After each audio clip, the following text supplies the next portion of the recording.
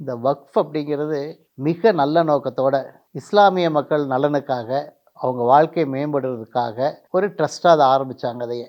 நடுவில் அதுக்கு கொடுக்கப்பட்ட அளவுக்கு அதிகமான அதிகாரங்கள், கட்டுப்பாடு இல்லாத, வரம்புகள் எதுவுமே இல்லாத அவங்களுக்கு கொடுக்கப்பட்ட சுதந்திரம், இதெல்லாம் என்ன நடந்தது அப்படின்னு கேட்டால், எந்த நோக்கத்துக்காக இந்த வக்ஃப் உருவாக்கப்பட்டதோ அது அந்த நோக்கம் நிறைவேறாமலே போயிடுச்சு. ஒரு சில குறிப்பிட்ட ஆட்கள் கையில் மட்டுமே இருந்துச்சு. இது ஓட்டு அரசியலுக்கு ஒரு முக்கியமான காரணமாக இருந்தது வக்ஃப் அப்படிங்கிறது. இன்னைக்கு மோடி அவர்கள் வந்திருக்காங்க, திருத்தங்கள் கொண்டு வந்திருக்கிறாங்க. இந்த திருத்தங்கள் மூலமாக பலனடைய போகிறது இந்துக்கள், கிறிஸ்தவர்கள், இஸ்லாத்திலேயே பல பிரிவுகள், இஸ்லாமிய பெண்கள், இவ்வளவு பேரும்.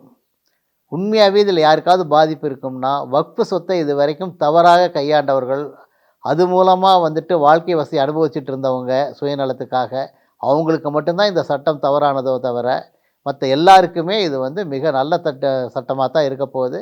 அதனால தான் பல இஸ்லாமியர்கள் கூட, பல பிரிவினர்கள் கூட இந்த சட்டத்தை வரவேற்றிருக்காங்க.